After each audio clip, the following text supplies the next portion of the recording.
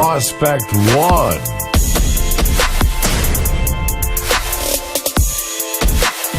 The Philadelphia Phillies. All right, top 10 fantasy prospects for the Philadelphia Phillies. Coming in at number 1 is second baseman Scott Kingery. Coming in at number 2, starting pitcher Sixto Sanchez. 3, shortstop, maybe third baseman, J.P. Crawford. Number 4, 2017 first-round pick Adam Haseley. Number 5, outfielder Mickey Moniak. Number 6, Highland Ortiz, outfielder, first baseman, wherever he goes. Catcher Jorge Alfaro is 7. Adonis Medina is 8, starting pitcher.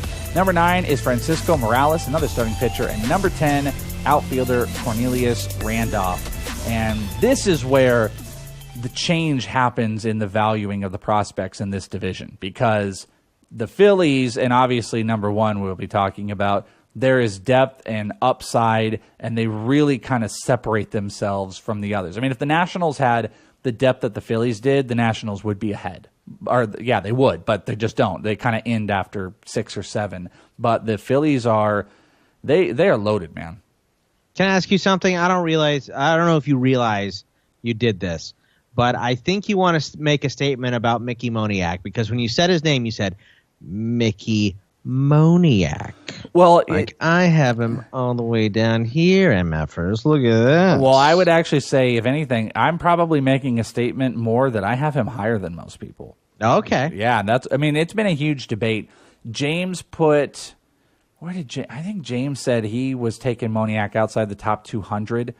A lot of people are out there. It's just divided, man. You know, I asked Callis about it, and Jim was really like, was kind of adamant to be like, listen, this kid was 19 years old. Let's give him a break. You know, he fell back from 16, but let's give him a little bit of a break and see how the adjustments can go as he'll be a 20-year-old essentially when the season starts in May. And I'm kind of game for that. So for that reason, I'm not going to just destroy him and throw him out to 160, 180, because guess what? You're not going to get him. There's going to be somebody that might not be on everything and just says, you know what? Name recognition, talent, skills, I'm going to take that risk at 80 or 90 or something like that. I just want to be the guy, if you get outside the top 100, I think I want to jump in, because it wasn't good. 109 strikeouts and 466 at-bats. The power was kind of devoid. Stolen bases were okay. It's really disheartening to see an under 300 OBP for Mickey Moniak. Right. And there were a lot of scouts that were really down on some of the counting tools. The swing was a little bit slow. They were really concerned there was ever going to be major league power or true major league speed. All of those things may be the case, but this is the game. It's the game of risks. You got to take some risks, and Mickey Moniak is one that is worth taking outside of the top 100. So that's kind of where I said that, because I think Mickey Moniak will throw some people off this year. Okay, yeah, I was just wondering because he's very, very high pick. You can tell he's young because in his profile pic, he has zits all over his face. Yeah, he does. Well, he did. Yeah, I don't know if you heard the thing, too. I remember I tweeted at Moniak because I thought he did this, and then I got the whole story. He had made a bet with his buddy that if he ever got drafted first overall, or maybe it was the first round or first overall, one of the two, that his buddy was going to have to get a tattoo, and it was some really stupid. It was like some tattoo of Mickey Moniak's autograph, right. And then his buddy got it, and there was a video all over it. And unfortunately, that was probably the best and most viral thing Mickey Moniak did in 2017. But hopefully, he can change that a little bit this year. More than Carter Keyboom, so you're hating on Carter Keyboom. I just think I'm just joking at this point. You hate him. No, I don't actually. I mean, a power hitting shortstop I like all the time. Come on, I apologize for Trevor's story, so give me a break. I'll like Carter Keyboom. I'm just making a joke here, but yeah, I was just kind of surprised to see a guy go 1 overall and then be well under 100. James is a madman.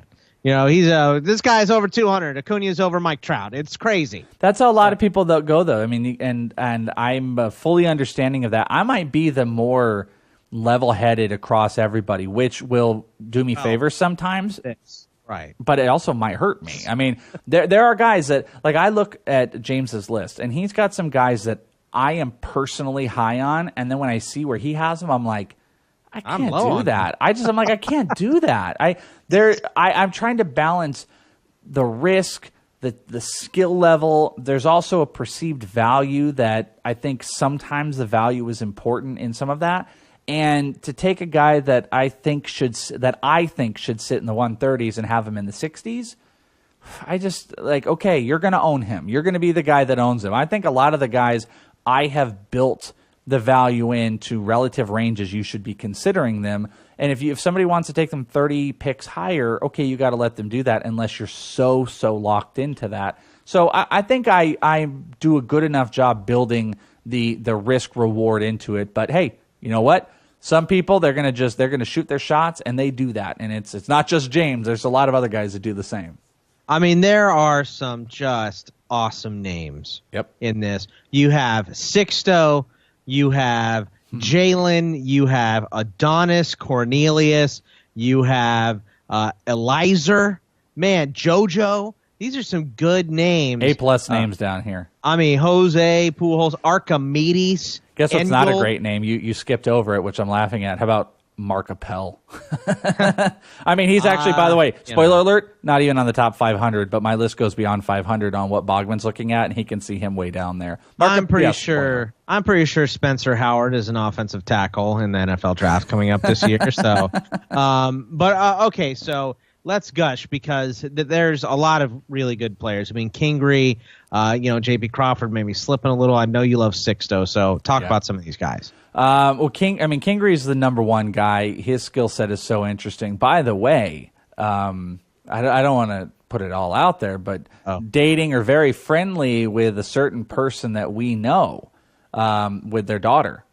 Really? Scott Kingery, yeah. I can tell you off air, a certain radio person that we know. All right. One that I used to work with. Oh, I know the guy. But right. So Scott Kingery, full of fantasy talent that you would want. Interesting, too, because he's one of these guys, and this is why people are going to have a hard time with him. It broke out just like Michael Chavis out of nowhere. So in 16, he was hitting 281, 5 homers, 30 stolen bases. Stolen bases are nice. Everything else, okay, it's decent, but it's nothing you would talk about a top 40 prospect. 2017, 26 homers, 29 stolen bases, 109 strikeouts, over 543 at-bats, hitting 304. Scott Kingery put himself on the map, took a huge step. And this is a guy that we've got to consider that this skill set is real. And he has got an upper loft swing. He has continuously developed his game. Coming off of, I believe in 16, he was in the fall league, and then he just breaks out in 17. I would want to be all over drafting Scott Kingery. What about my guy JP? I mean, I have him. His numbers in the minors have been fairly unimpressive. Yeah. Is this just a guy that is lacking in effort and just wants to get to the bigs? I'm not sure if it's effort. I don't know if at the end of the day, that offensive skill set may just not be the click that we were looking for. He made MLB. They just did a all defensive team, and he was the all defensive team shortstop. So I mean, that's one thing that's getting him there. But the power's been in question. The speed's been in question. You know what I wonder with J.P. Crawford? I just put this out there. I wonder if Crawford goes the way of Didi Gregorius. Couple years. Takes a little bit. Yeah, it just takes a bit. Good defense. His defense keeps him out there. His offense is just good enough to not kick him out. And then maybe after a couple years, this thing clicks because J.P. Crawford has the swing and he's got the body to put 20+ homers up. He could also steal 15. I could see him going 20-20. There are a lot of Jimmy Rollins type of comps, even though they're physically completely different. I am still a fan of J.P. Crawford. I'll bet you I got him higher than most people. And coming into this year, I'll bet you maybe even MLB.com. I mean, because I'm doing this for fantasy, I'll bet you I got him higher than a majority of people. So I wouldn't punch out on the J.P. Crawford thing. And then the last one you asked me, at least on these top guys, is Sixto Sanchez, who I think is top 15, top 10, fantasy starting pitcher. Last year, Brett Hershey was on this podcast and said he's a top 10 for their crew. So I mean, he was in it. And one of the things I'm happy about, Boggs, I don't know if you remember this, but one of the first episodes I did of Prospect One, I was gushing about Sixto Sanchez coming into this year because he had. Yeah, I remember that. Yeah, I remember 2016 coming out of the GCL. He had a .5 ERA over 11 starts. And I was like, this is our guy. This is it. 2017, 3 ERA, struck out 84 over 95. Really, really solid year. And he has become the ace of the starting pitchers for their system. And I think he's an ace you can build your fantasy team around. So, I mean, again, Kingery, Sixto, Crawford, all those guys solid, but the organization itself, it just keeps going. Yeah, so who are some sleepers from this franchise here? They got a lot of guys. I remember Roman Quinn was a huge prospect before he tore his Achilles. Yeah, well, I just don't see where he goes anymore. I mean, he has good speed. I don't know if there's ever going to be power. I always go to the well and, call people with no power and more speed. I call them Gerard Dyson, and that's kind of how I still feel about him. But I would say Highland Ortiz would be where you start with sleepers this year. James is incredibly aggressive on him, but rightfully so. Last year hit .302, 8 homers, 5 stolen bases. He's a big dude, 6'3", 215. They've been playing him in right field. He could be a first baseman as well.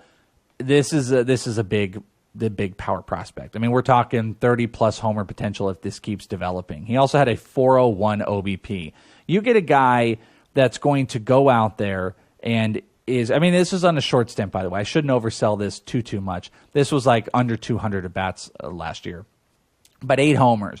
We're looking at a guy that I wouldn't be shocked before he gets to the Phillies. He's putting up those 25 to 30 homers in the minor leagues. He could be a number 4, number 5 hitter for Philly down the road, but he's a ways away. He's only 19 years old. I would say he's probably at best 2 years away. Call it 3 to be a lot more safe. So Highland Ortiz is definitely a sleeper. Francisco Morales is somebody, as far as a late starting pitcher, I would be looking at. Last year, 3 ERA, 41 innings pitched, 44 strikeouts in the GCL. I think his offerings are something, I don't want to call them like Sixto Sanchez like, but this is the type of guy that's going to like rocket up fantasy list. And if you want to buy those like late lottery tickets, which that would be something like I would push a lot of people to do, even though you don't like to take starting pitchers. A lot of you, I'm just pointing at all of you that are listening. But this is one of those guys that he has got the stuff where I think at the end of this year he could be, let me look at their system and who could graduate. You're going to have Kingery and Crawford have the potential to graduate this year. Alfaro, I wouldn't be shocked if Morales ends up this year as a top 5 prospect with the Phillies and maybe the number 2 overall starting pitcher, possibly even number 1 if Sixto were to make some moves. So Francisco Morales, who did I say? Highland Ortiz. And then, down the line, there's just some other guys. Daniel Brito is one. Ben Badler was kind of pushing last year. I like him, even though he didn't have a super fantastic year. Way down there, Derek Hall, a first baseman. He did some stuff. A lot of pitchers. There's a whole lot of pitching here, but the hitting shouldn't be overdone. Cornelius Randolph, I saw him in the fall league. Don't love it. People like him more than me. I know Ralph over at Razzball we were talking about Randolph. He likes his profile a lot more. I don't. I think he's kind of lazy. He does have a lot of power. Maybe it clicks, but I'm not the biggest fan of Cornelius Randolph. How about value plays if those are the sleepers? Yeah, I jumped around there. Value plays, I think Ortiz falls into that as well. Adonis Medina, that might be a value play as far as just like production to what he's done. 3 ERA, 133 strikeouts over 119 innings pitched, 21 years old. I think he's a SP3 type of guy for the Phillies, which maybe he's more of like at best, a 4th starting pitcher, maybe 3rd in fantasy down the road. I'd say he's a really good value in the between 150 and 200. And, I like Adam Haseley. My ranking isn't a value, but this is one of those where I would say, look at him, let him fall, and then take him because people are weird on him. He's got this weird twitch in his swing that I talked about with Brent Hershey last year and with Kyle Glasser at Baseball America. He's got this I really hope the Phillies get it under control, but he's got this almost like weird movement twitch in his wrist that I don't like, and I wonder how it's ever going to develop power. But he just reminds me so much of A.J. Pollock. There's a stature to college pedigree. He's from Virginia.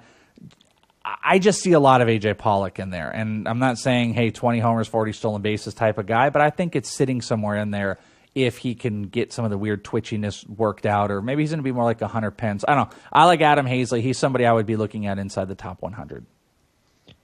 Anybody else to talk about on these Philadelphia Phillies? The only one I'm surprised you didn't ask me about, Dylan Cousins. And a lot of people are done with Dylan Cousins. I'm kind of done with Dylan Cousins. I'm tired of it. I am too. That's why I didn't ask you. I'm he's getting in fights. He can't hit a curveball and fights people for saying that he can't hit a curveball. Hit 210 last year. Yeah. He's Serrano. Yeah, kind of. I mean, he's still on my list where I think James just knocked him completely off, or some people are knocking him off. I would still put something out there to consider him. He's still got tons of raw power. Yeah, who knows? I mean, who knows how it clicks, but he is kind of a mess. And, I'm not super big on him.